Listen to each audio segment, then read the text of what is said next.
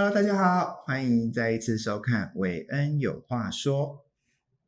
今天呢，韦恩要跟大家分享什么样的主题呢？这其实也是有人会问的一个问题，就是性别认同是状态还是身份？这个其实在韦恩之前的节目有提到过哈。韦恩自己认为自己在面对所谓的性别认同这件事情当中，他对我来讲其实是一个状态。因此这一个问题的确关乎到韦恩在之前的节目所提到的那到底这是先天的还是后天的？为什么谈到状态或身份，韦恩会联想到先天或后天？因为对韦恩而言，韦恩对于用字相对来讲是比较谨慎的。如果今天一个人要用某一种的名词来定调自己的身份，对韦恩来讲，他需要一个客观的、一个可以评估的，需要一个是可以被怎么讲，被说服的。对，但是在韦恩自己的经历的当中，我并不认为我自己是一个先天的同性恋者，因为到底怎么样才叫做先天的同性恋者？哪怕到现在的一个科技现在的研究也都无法做出一个绝对的定论，说这样子状况的人他就是一个同性恋者。也的确可以从一些在长期推动性平运动的一些专家学者的一些研究里面看得到，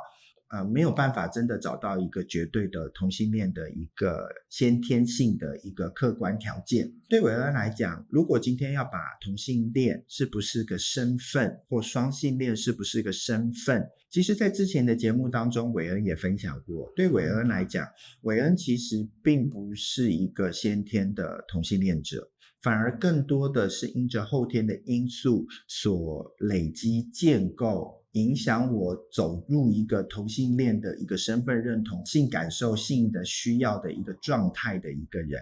既然要谈身份，那它的客观性是什么？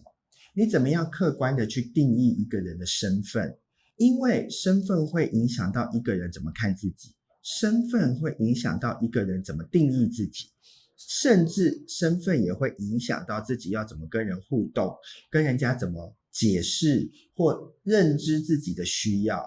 因此如果要把一个人定义出一个身份而言，韦恩就会很龟毛的问，要定义一个人是一个真正的同性恋者，那他到底要有什么样的条件？这其实是韦恩对于一个人要把同性恋定位成身份的一个我自己会很在乎的一件事情。因为今天有了这样的一个客观的条件，我才有办法知道我要怎么样去看待我这一个同性恋者的生活模式，同性恋者的关系建立，同性恋者的权益，同性恋者的一个需求。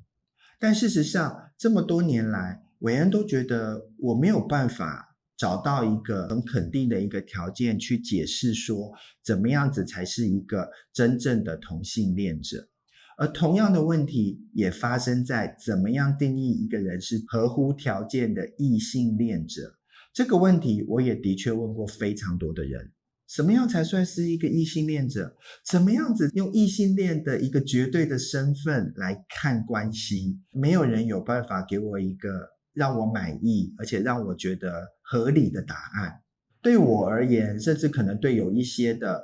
可能在性别少数身份认同上面的一些朋友们而言，或许真的不是一个身份的问题，或许只需要停留在它是一个状态的问题。如果要这么绝对的把自己卡死在某一个同性恋的身份或异性恋的身份，或者是双性恋的身份当中的时候，其实对我而言是辛苦的，是很不自在的。一样就拿我之前在教会的一个例子来讲好了，当时我真的觉得好，那我要很努力的成为一个异性恋者。因此呢，我里面对于一个异性恋男性应该要有什么样子的一个呈现的样貌，我就开始又画出了属于我自己里面的图片。在对于对同性有性感受的这件事情上面，我会开始去否定、去拒绝这样子的一个性的感受的存在。事实上来说，我无法完全的去控制或完全的去否定我对同性会有性感受的这样子的一个反应，因为在成长过程里面所建构出来的习惯，它成为了我某一种反应。可是当我要去否定它的同时，我需要有一个其他的东西来取代这样子的一个感受，但那个是什么？是对异性吗？但事实上，长久以来，我对异性真的没有性的感受。那我要怎么样去转移这个性的感受？当它发生的时候，我要怎么样去定调这样性的感受发生的时候，怎么去解决？没有答案，它就在那里，但没有答案。渐渐的，我开始厘清，性的感受不等于我这个人的全部，但它是我的一部分。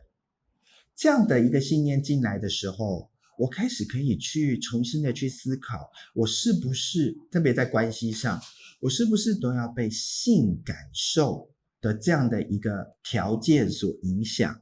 我今天在面对一个人的关系的时候，我是不是一定要透过发生性关系来确立我跟这个人有亲密的互动？我必须坦白说，这真的是一件很难的事情。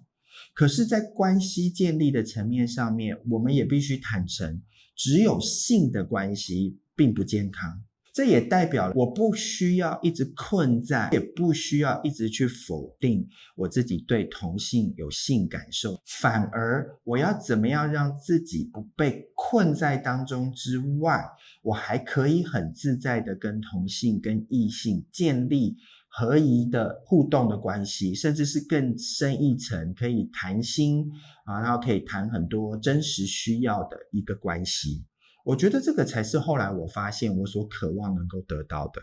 我也才开始慢慢的去厘清说，我在性的这一个感受上的建立，因为来自于后天的刺激，而事实上我的人生经历里面也的确只有跟同性发生过愉悦的性的互动关系，我并没有跟异性发生过性的互动关系的经验。自然而然，我也不知道什么叫做跟异性发生性关系的愉悦。我要在这里强调我没有要鼓励大家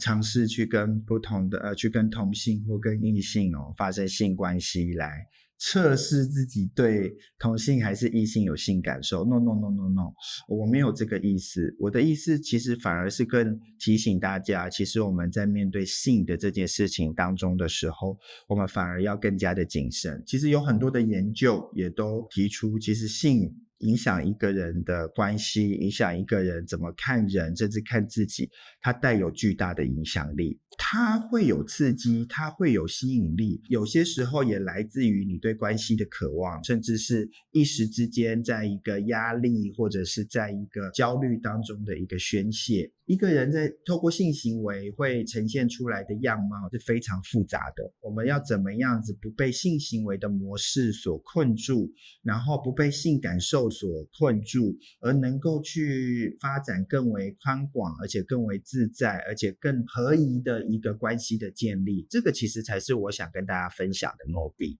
到底性别认同是一个身份还是应该是一个状态呢？其实对伟恩来说，如果整理出来发现自己是因为后天的因素，后天的一些经验成型的一个同性的性感受或性吸引力的一个当事人呢，当然它就会是一个状态，它反而是一个就像在推动性别平等运动当中有些人会提到的，性倾向是具有一个流动性，具有一个可改变性的一个状态。